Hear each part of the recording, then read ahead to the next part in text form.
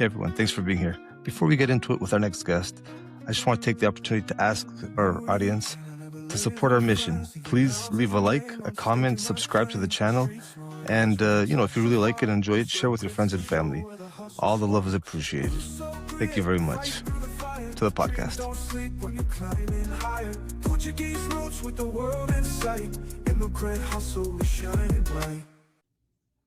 All right, Tony Gonçalves, how are you? It's great to have you on. I'm good, man. How are you? I'm doing very good, thank you. I was very happy when you accepted to come on my show. I started this show to promote people like yourself. When I see like people who do great stuff in their personal life and in business, I discovered you through your podcast, actually. And then when I figured what you were into and your backstory, I was like, oh, this is impressive stuff. I want to talk to this guy. Thank you, man. I appreciate that very much. Yeah, I found your podcast. I do a version of it, but more like lazy and more amateur. So you do a great job, Steve. Thanks, Tony. All right. So I think I saw you were actually born in Portugal, right? Yeah, man. I was born in Portugal, in Serra dos Gerês, all the way up north, close to the border of Spain, in a tiny, tiny little village that today houses 7 human beings.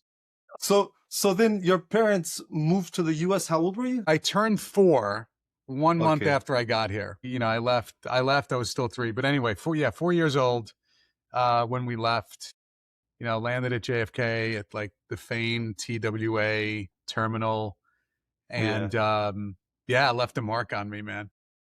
Yeah. Over the years, did you get a chance to visit back home, like as you were growing up? Yeah, actually, in the beginning, not so much. So like the first 10 years we were here, first 12 years we were here, we only went back twice. And then after that, I started going back kind of on my own. Then I got married. My wife happens to be Portuguese. And then we had kids. And so we couldn't really go back and forth. And now, we go back all the time. Good stuff.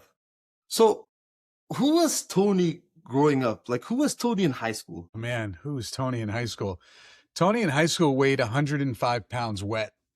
Wow. God, I wish I was that version of Tony. No, you're not looking bad. You're not looking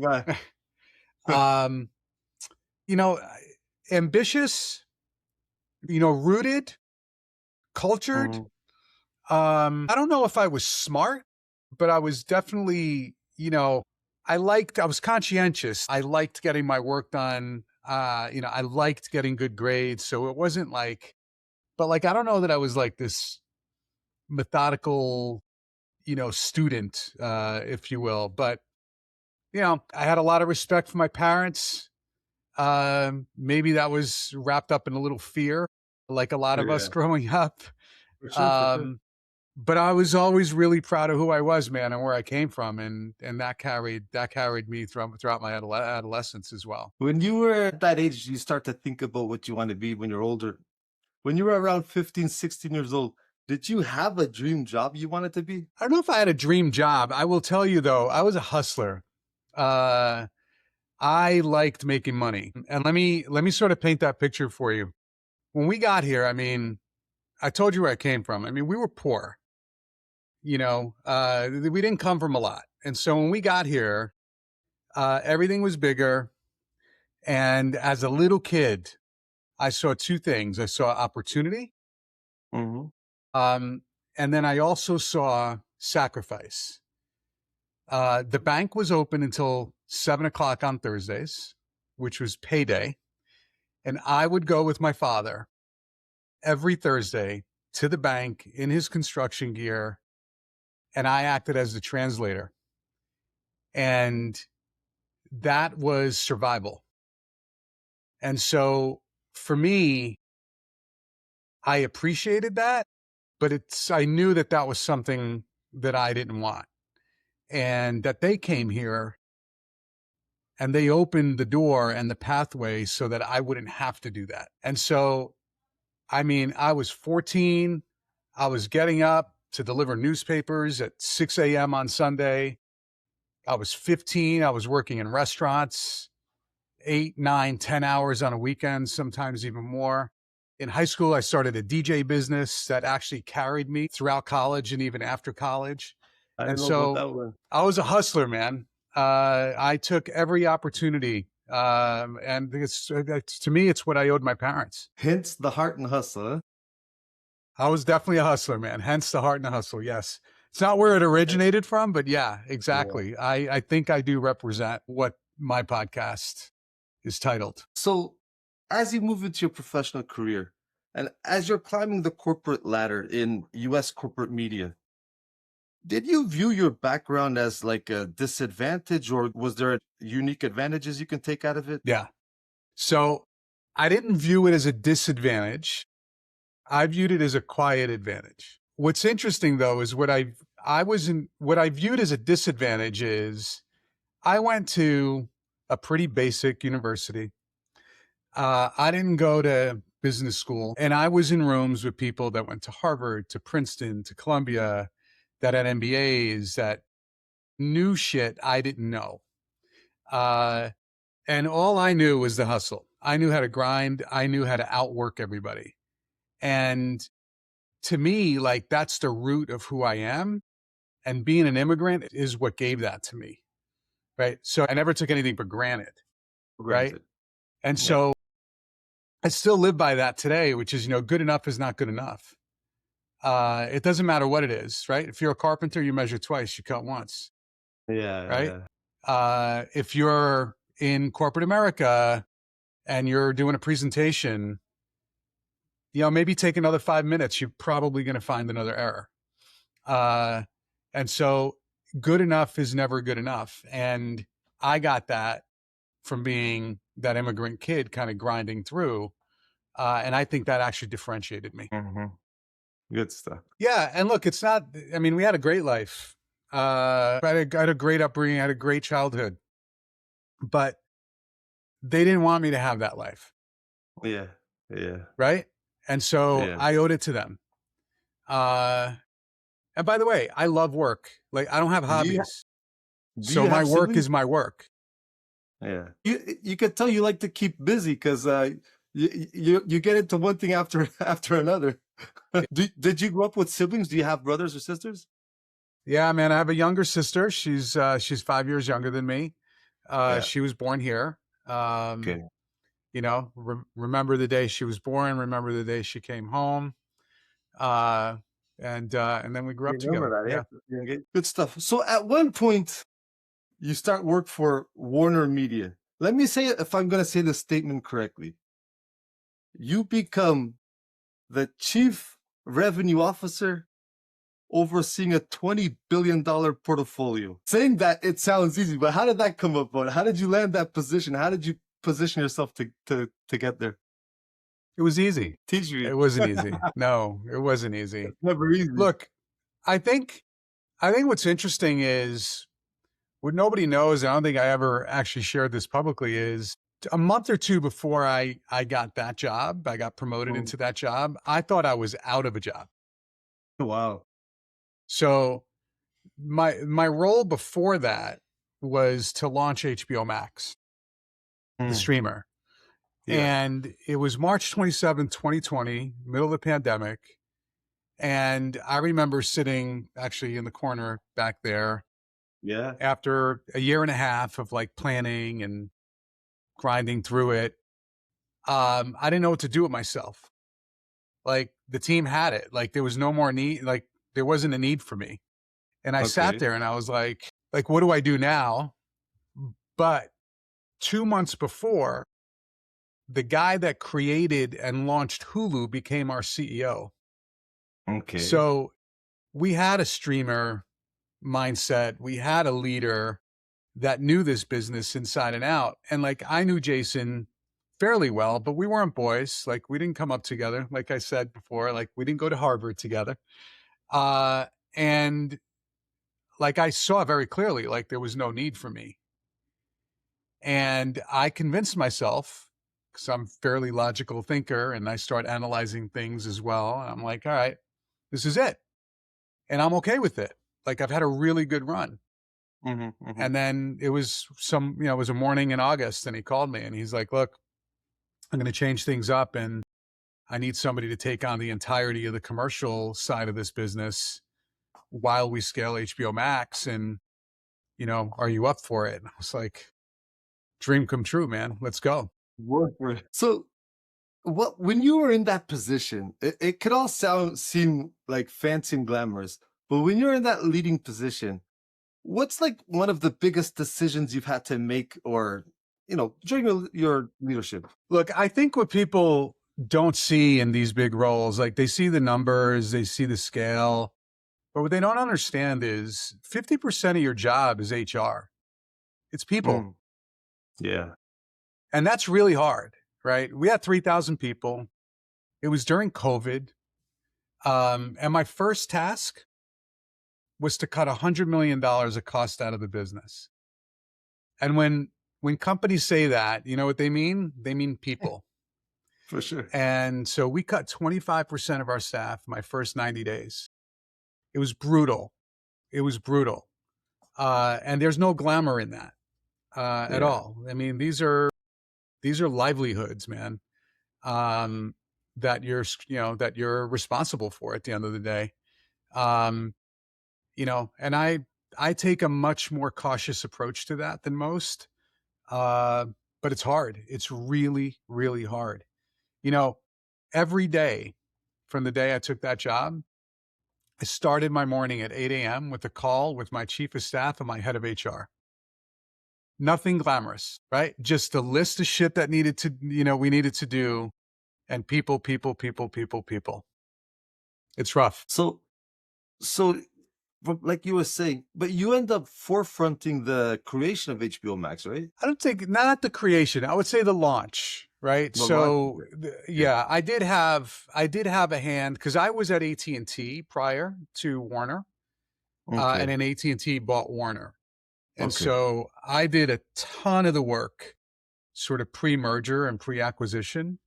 And I did pull together some of the work that ultimately led to HBO Max. But the HBO Max thing, a colleague of mine owned it. It was sort of his project. I was CEO of a small group of digital businesses, and things don't always go right. And so it was like a Saturday morning, and my boss called me, and he was like, "Look, I need help with Max, HBO Max. I need some options." And so I gave him 3 options on Monday morning, and on Wednesday or Thursday of that following week, one of the options was that I just add it to everything else that I was doing. Um, and so, yeah, so that's how HBO Max came along. So it essentially it put you in the middle of the whole epicenter of the streaming wars, eh? What were like some high stakes lessons or moves that you had to do during that launch? Well, it's a little complicated. This business is a lot more complicated than it seems. That's why I'm You trying to know, learn. you know, um, I'll give you like 2 examples. So first, everybody asks about the product when it comes to a streamer, and what they reference is the app, right? But the app is just a wrapper. The content is the product, Mhm. right? And the thing that differentiates streamer A from streamer B is the next hit. And so you're obviously always chasing hits.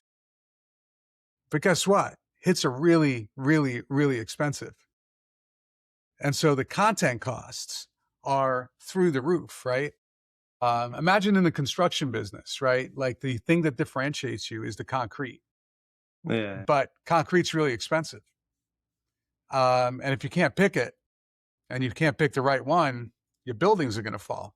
It's like that. So that's like, I would say it's one piece of the puzzle. The other one is what people literally didn't see with HBO. HBO was a channel on television, right? And so the way to think about it is we were a wholesaler of content. HBO Max the ambition was to be a retailer, right? So we wanted to essentially cut out the wholesalers. Hmm. when you're printing $3 billion of cash, that is a fine line, right? When you've got 20, 30 years of agreements and contracts, that is a tough, tough thing to do. And so those are two examples of the complexity and the, or as you called it, the high stakes decisions that needed to be Yeah. made. And then because it's a new platform and you guys kind of, you want to draw attention for yourselves to people. How do you guys go about picking the type of shows and movies or series that you want your platform to showcase? Like, how do you guys go about it? I mean, look, the consumer tends to always win, right? And so you got to kind of understand what the consumer wants. But, I think the streamers, including us, have taken what I call a supply led strategy, right? Which is we have X, and if we aggregate X, then the consumers will come. Everybody's done it. Peacock, I mean, you just name it, Peacock, Disney, right? All we're doing is we're aggregating our networks and we're creating a super network. And that's a bit of a mistake, right? Because that doesn't ultimately lead to what consumers want. It leads to what we think consumers want Yeah. because we've made ourselves believe it because it's what we have. So I think that's like one thing to think of, one way to think about it. But the other thing I will tell you is there was really no challenger to HBO from a quality standpoint. So we actually earned the right to believe that we had the greatest content, right? The problem is we didn't have volume. And so the strategy with HBO Max was to increase the volume and realize that we had to like broaden an audience, right? HBO was sort of like targeted at an affluent sort of male, demographic, and we needed to broaden it. And so, and we couldn't spend Game of Thrones type cash on every series. And so you had to, you had to take an approach that was slightly different. It was a lot of learning, but I'll tell you, I mean, you know what the problem was? COVID. What? There was no productions, Oh yeah. right? Yeah. Which made the launch very, very difficult.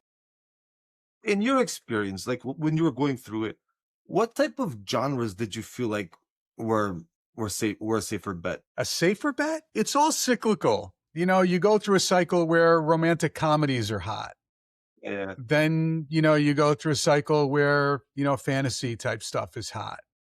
You go through a cycle where reality shows are hot. And so it's all a cycle, which is why you asked, how do you pick them? You, Yeah, you it's hard. kind of always got to be on the lookout, right? And, to be fair, I was like the business guy that understood technology and sort of could put things together. We had an incredible team of content developers, some of the best in the business. And, we'd sit and look at data together and make calls together. I mean, it worked. Like it was solid, man. Okay, I don't want to mispronounce it, so tell me if I'm pronouncing it correctly. What is the Eve Rose Group and what's its mission? Ah, the Did I say it Evrose right? group. Yeah, Evrose, okay. yeah. Close. Evrose. Evrose. You notice in the logo, it has the little acento on the E? Okay. Yeah. Okay, it makes sense now. Eh? Homage to two things, right? One, to Portugal, and two, to my wife and daughter, who both have Rose in their name. Nice, Um, nice. Yeah. Listen, Nice. the Evrose Group is basically where my portfolio of activity lives. That's just the best way to sort of think about it. I left the corporate world. I didn't know what I was going to do. I had created this LLC a number of years ago, thinking that eventually I would do something on my own. Mm-hmm. And it sort of became the place where I house everything.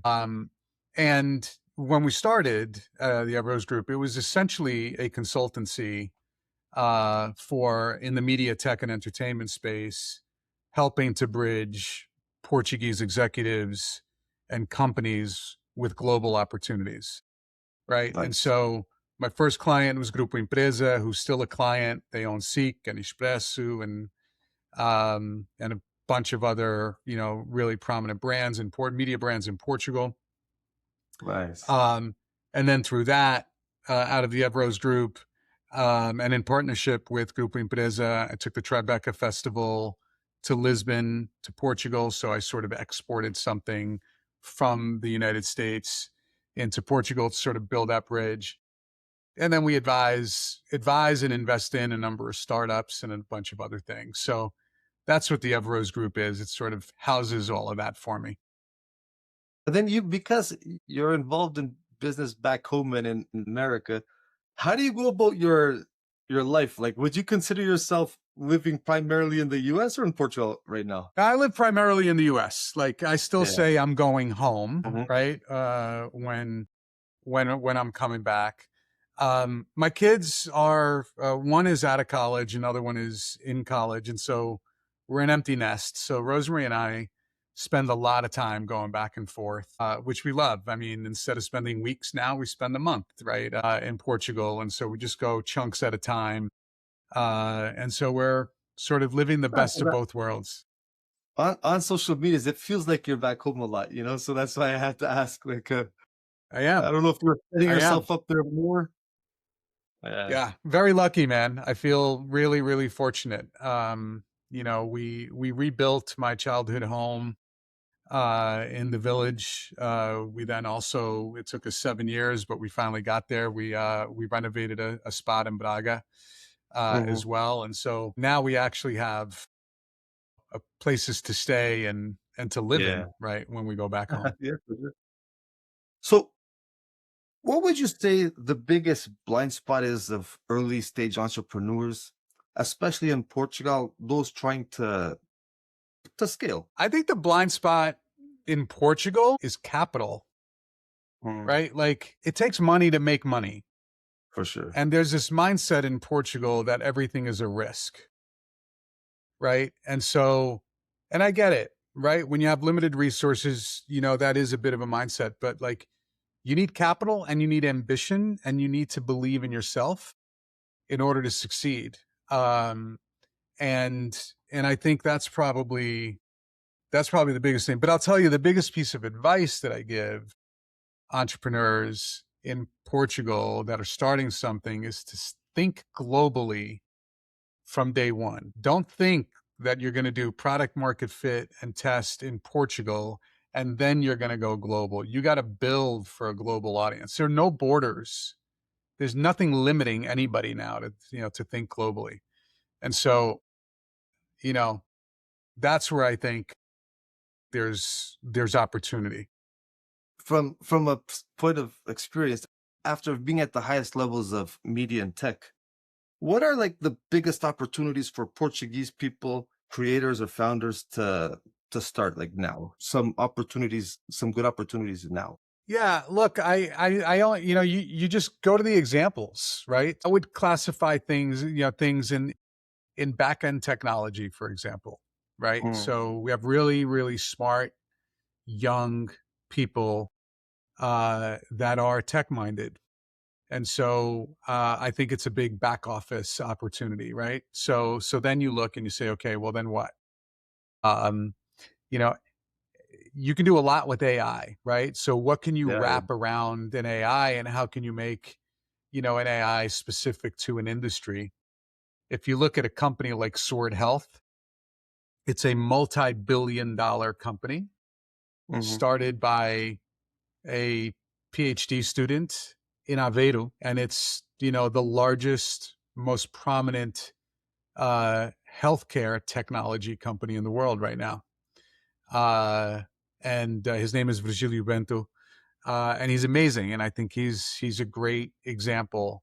And so that's sort of where one area that I would say is the opportunity because it's not going away.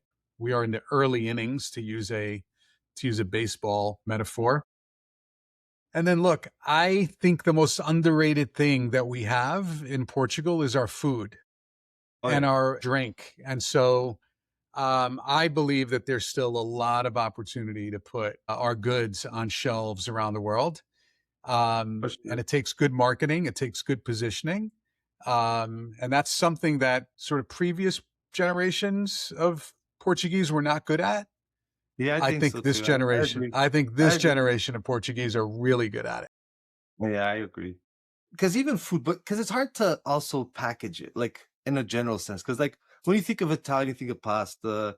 When you think of Japanese, you think of sushi. But Portuguese is so different. There's so much kinds of varieties. It's hard for someone to understand what it is. Like you know, what I mean? Listen, I'm waiting for somebody to package arroz de cabidela. Yeah, that's not for everyone, but I like it. No, Yeah, so I had I often say that I'll take the arroz de cabidela without the cabidela. Yeah. No, definitely food is so strong in our culture. And that's why I even looked to food creators too. Like I had Mr. Bifun on, I had Joy Bats, I had How to Cook Stuff because food is a big thing in our culture. And I think it's important to get it out there more too. And I hope these guys all blow up and build Well, empires out of it. you know what's interesting? So you've had Dave on your Yeah. podcast. I know Dave. You know, I've Yeah. talked to him twice now. Yeah. We actually have an episode coming out Nice. soon with him, kind of a second one. Um, who is, I think, educating more Yeah. broadly, right? There isn't like Yeah. Yeah. one thing that he's focused on. He's like No, no. really, Yeah. Yeah. he's trying to Yeah. simplify it. But Yeah, then you for think sure. of Mr. Bifana, you think of Joey Bats, you think of a guy named Manuel Portugal, who just started a nata company in Manhattan as well. The yellow Um, store, right? yeah, Yeah, I've and seen it. they're tackling one thing, Yeah. and they're trying to make that one thing Yeah. known. And Joey's done an incredible job doing that for the pastel de nata. I think Mr. Bifana is on his way to doing that. As a matter of fact, Fernando's going to come here on Friday and he's going to cook up Yeah. some bifanas. Good stuff. I Um, saw you guys did some collaboration in Miami, right? With the Vifanas versus Pragus. yeah, the great sandwich showdown. Who ended up 100%. winning? I don't know who ended up winning. I don't. There's never a winner in those things. It's a choice, right? Nah, It's a he's doing good. decision. He's doing good, and he fits the profile. He's doing a good, amazing job with that. Yeah, yeah, yeah. He's Yeah, blown up lately, and we're really proud of yeah, him. for sure. They're trying to do it in a way like to promote the product to the American audience. But even you go to these like festas or fedas in Canada or the US, I always found it like no one does frituras, they have the churros, right? But no one, there's so much different stuff that can be done that no one's taking advantage of it. Even our You know, hot dogs, the way we have it there. You go to New the York or you thing, go to Toronto downtown, the hot dog is a sausage and, it is what it is, and the bread and dirty hands. Our type of the, halot style for me, in my mind, it was always crazy that more people wouldn't be doing it. yeah. Listen, I think our cuisine is complex, man. It's varied, right? Like you can drive 20 kilometers, But yeah, and be in a completely different culinary, vibe in Portugal. And so for sure. that's why I think that's been a bit of the struggle of getting our cuisine on the map. And that's why I really love like the hyper focus of that one On thing, the product. Yeah. right? Yeah. Um, and um, and so I think we're getting there, Yeah. 100%. Yeah. Yeah, for sure. Okay. Before this is making me hungry, so let's talk about something else. um, okay, tell me about open cities. Yeah. So thank you for asking. It's a great project. So that's a company that I launched with a woman named Joana Vicente, another incredible Portuguese person. She's our CEO. And before we get into the company, I think it's important to sort of set the stage of who she is and where she's been. Joanna and her husband have produced 40 independent films, actually more than 40. They started a pretty disruptive production company 20 plus years ago that ended up being bought by Mark Cuban. Jason, Joanna's husband, who's our president and chief creative officer, has 2 Oscar nominations. Um, and so that's who. The what is actually, I think, the money here, which is um, it's a production company whose pipeline is an accelerator where we bring in scripts, independent filmmakers submit scripts, and we pair them with technologists to help make those stories better, faster, cheaper. Because Okay. independent films don't get the studio budgets or the studio backing, right? It's a grind, it's a hustle. Without technology, they will always be competing for money. And we wholeheartedly believe that technology can help unlock many, many stories that otherwise would not be told. And if you think about it, it's 8 out of the last 10 Oscar films, Oscar winners, were independent films. They weren't big studio films, right? And so, as I like to say, I think that there will be an Oscar born in Portugal through the Open Cities Accelerator. Hopefully, man. I gotta ask you because I remember watching when I was living in Portugal, watching on the TV station, sometimes those night shows, Joaquim de Almeida would go on them, and he would try to promote this idea that the Algarve should be like the Hollywood of Europe. And that's interesting that he was trying to do that, but it never came to fruition, like, but because he sold it good. It's like Portugal has everything within a short drive. You have the beaches, you have the mountains, you have valleys, you have rivers, you have urban cities, you have everything, villages. But do you think it's possible that there can be like this centralized area where production companies can film in Portugal? I don't think Portugal needs one region to be that. Portugal's small, right? Like Yeah. you can shoot Baywatch in the morning and Game of Thrones in the afternoon. Like, Yeah.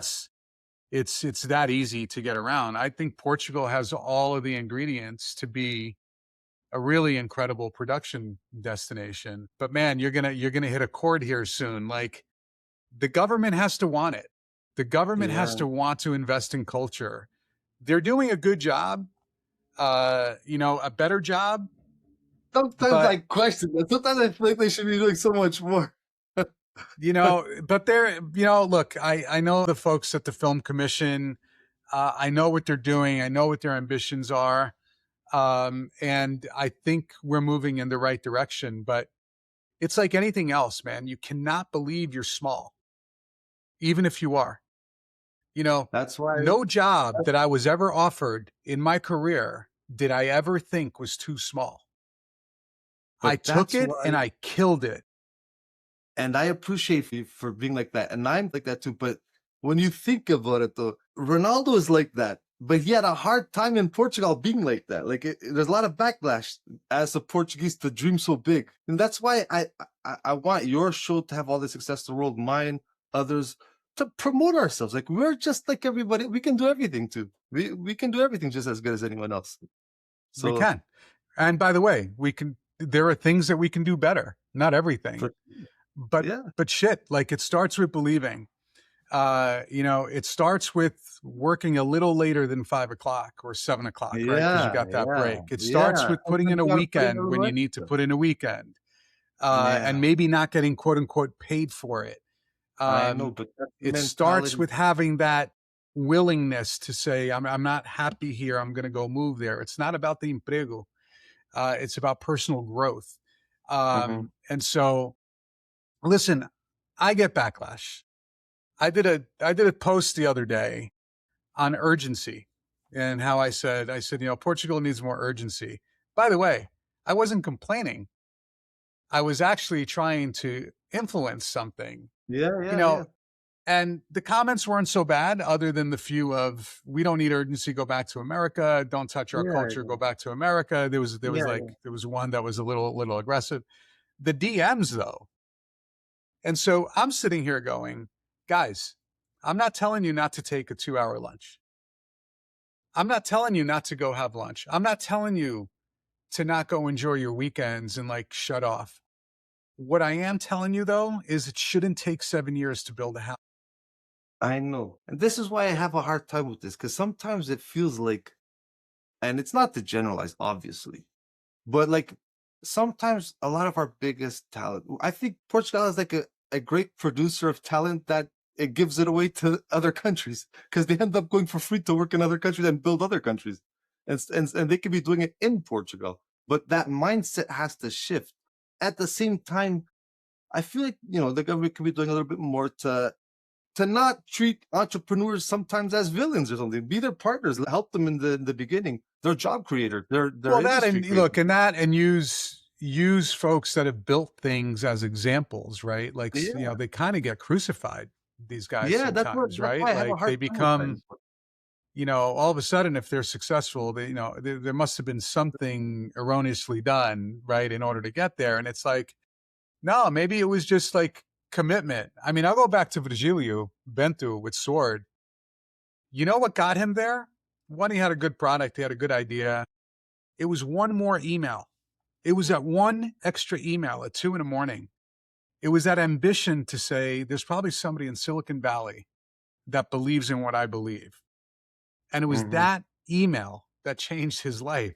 And by the way, the life of everybody that works at that company and the lives of so many people that take advantage of his product, right? I It's know. that one more thing, one more. I know. I don't want to get too deep into this because then we're gonna get a lot of haters here.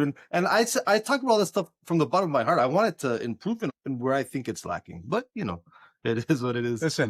Listen, look, people either love or hate. Like the people in the middle don't usually, comment or, Yeah, yeah, for sure. or and here's what I would say to those that are hating. Uh, this isn't a complaint. It's an observation. It's an Yeah, observation with nothing but good intent.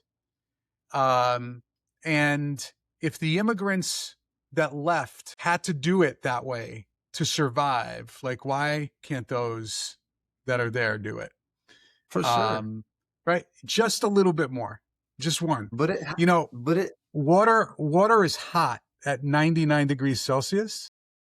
Water boils at 100. And you know what it creates when it boils? It creates steam. And steam moves a locomotive. 1 degree. So just one more thing. That's all. Like one less That's bureaucratic some very hurdle good to get something inspirational done. stuff there. Thank you. Thanks for dropping Right. that quote here. No, but it's so true. Okay, bringing this back to the movies, cause and shows with your open cities. For example, there used to be this time when, all the best movies and or TV shows, were all American, the best productions. But nowadays, like the past, I don't know, 6, 7, 8 years, you have these amazing shows like the Casa de Papel coming out of Spain. Spain has a bunch of amazing production shows. Even the Norwegians do lots of stuff. The Koreans do lots of stuff. So you have these countries that are known for it that are doing it just as good, you can say, as American production shows. When can we start to see that coming out of Portugal? They already did that one around the Azores, right, with the cocaine. Yeah, That yeah, was an yeah. Turn of interesting the show. tide, right? That's Yeah, already Rabo de cool. Peixe, Augusto Yeah, when are Fraga, we gonna see more of that stuff? one of our guests, and actually great guy. Listen, look, uh, there's no magic answer to that. There's another Yeah, film that was shot in Açores, also with Zé Condessa, called. It's an independent film called Honey June. They won $1 million grant from Tribeca and filmed in Açores. Um, look, we know how to make stuff. for sure. We just know how to make stuff that's closer to a novella than it is Yeah, yeah, La Casa de Papel. yeah, It's all a matter of budgets, and I go back to the capital being available, um, you know, to ensure that Portuguese producers can make things that are at a level that international buyers and viewers ultimately want. Um, you know, my client and partner Seek launched a streaming service. It's called Optu in 2021, and they actually pushed against the grain. And instead of just making novellas, they started making series. good. Yeah, Um, a handful of those series now have been sold to Amazon Prime, Iberia, and others. And so you're seeing the opportunity there. And I know what those budget levels were. Now, if those budget Mhm. levels were a tick higher, right, and the writing originated in a more general audience, global point of view, we'd have more turns of the tide. But it all starts with the amount of investment that you can put into a production. Um, and so I think it's going to be a little while. I think in the case of the Casa de Papel, it was kind of like that. They shot the first season and they never expected it to blow up, but then because it blew up so much, then they got a bigger budget to make the rest, right? Yeah, but that's usually what happens. Unless you're fully committed. Yeah. Um, that's usually what happens. But the other thing, Steve, that's happened is the streamers have essentially erased borders, Okay. right? And so you can test a concept today outside of the border of your country and even your language a lot easier than you could have 10 or 15 years ago, right? So La Casa de Papel sort of blew up, and it blew up globally, not regionally. Yeah. Yeah, that's why, And so it's exactly. like a real world test of what happens, right? Mhm. Um, and so uh, that's where I think like the streamers have really opened the door to content makers globally. So then I guess a cool question to ask would be, so 5, 10 years from now, how much stock do you think independent creators will play in this role? Well, I just started an independent an independent film uh, production company anchored on technology. It would be Mhm. silly for me to say they don't. You know, Yeah, I think they that's the play thing. a huge role, right? Because I think the incumbents are pushing technology away in the Mhm. content creation and content development sort of part of the value chain, where I think independents have no choice, right, but to accept, but to embrace. And so I think there will be a huge influx of independent productions coming to bear, and I think it's going to be. I think it's just a really exciting period of time to be in this, to be on that side of the business. Yeah, definitely, and I'm here for it. Okay, so I guess for us to wrap this up, you host a podcast, similar to mine, but bigger production. I think you're in partnership with Jornal Express, right? Express, yeah, Express is Yeah. our publisher and our partner, and So how did frankly, that where come this about? idea originated. They reached out to you, or you had the idea first? So this is like Tony the businessman, right? So I was an advisor, a consultant to Grupo Empresa. Yeah. And the first thing I said, as we were just talking about, being in a borderless world, right? And I was like, guys, your newspaper is the New York Times of Portugal. Um, you need to start producing content in other languages, primarily English, because Portugal está na moda, number one. There's a ton of expats here, and you need a source, right? A trusted source of news. Uh, that didn't happen. It's the first idea is never the right idea. But they started this podcast network. They have 50 original podcasts. They're the number one in the podcast rankings in Portugal. And so God bless them. They came to me one day and they said, "Remember that idea about doing something in English? Like, we want to try a podcast." I was like, Mhm. "Great idea." And I said, "I'll help you produce it. I'll help you." They're like, "No, we think you should be the host because we don't really have any English speaking hosts." And I was like, challenge accepted ultimately. And I don't know, you fast forward less than 2 years and we just had our millionth download. Yeah, it's been 2 years. It's less than two Yeah. years. It'll be 2 years in December. Which platform would you say is the best for you guys, or treats you guys the best? Has been more favorable to you guys? I don't think the platform, I actually think I mean, if the platforms helped, I think we'd be at 2 million downloads. Because I got to tell you, I can't make sense out of an episode that does 100,000 listens and an episode that does 2,000. Yeah. Better names sometimes, Yeah, and better it's hook, not better what you would expect, conversation. eh? A bigger name sometimes produces a smaller number than let's say an unknown person blows up. Yeah. Yeah. And so I don't think the algos, um, here's what I know. When Espresso or Seek promote, a clip or a quote or do something on social media, we definitely see a spike. Canadian band, the Manic Boys and Girls Club. Yeah, I saw them perform on Portugal Day here. Number one or two, the top first or second most listened to episode of our fourth season. Nice. Nice. Right? They're not known anywhere in Portugal. Yeah, They're yeah, not yeah. like they beat out some very well recognized names. Just to give you an Yeah, example, it they it's deserve about it, as by the way, because they're but they incredible hey, human beings yeah, very and they're authentic. awesome. Yeah, yeah, Yeah, very authentic people. They're about the music for sure. They live the life for sure. Yeah, yeah. I like them. I'm I don't remember her name, but I chatted with her for a couple of seconds after the show. Bella, Eventually I'm gonna have her on too. But I feel like they put themselves out there. They go on all the shows. Like they're willing to do the work.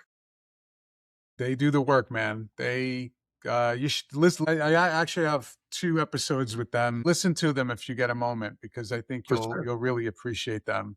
Oh yeah, We got for another sure. Canadian coming this week, Nelson Subral. Nelson Superal. Hold on. I feel like I've already seen that, but it's not coming to mind right now. What does he do? Yeah, he's a singer. Okay, He's an okay, okay. artist. Yeah, Okay. yeah. Good stuff. And then how about what's your involvement with that the IPMA awards? So common mission is the way that I would put it. Yeah. They asked me to present last year. I presented. Really enjoyed it. Enjoy what they do to put Portuguese talent on that global stage. That's amazing, the Um, concept a- for sure. and then this year we decided, why don't we partner on a season of the podcast where we just feature, really talented musicians, and Mhm. it was our best season yet. I mean, No, they yeah. were great partners, and they're just a great group of people doing a great thing. The show appears to be amazing, and this year you guys blew the roof with the talent that came to perform. It was really good. Amazing, right? Very I impressed. mean, Oh yeah. Oh, yeah, very impressed with Dema, it. Very good. Kalema. I mean, Oh, listen, Manuel da I get Costa, it. is Oh, yeah. and Zach and Dave deserve a lot of credit for what they do Yeah. and what they were able to pull off this year. Really incredible on the 25th of April, no less. Yeah. I'm gonna put you on the spot, but you're gonna have to hook me up with one of those events one of these coming years.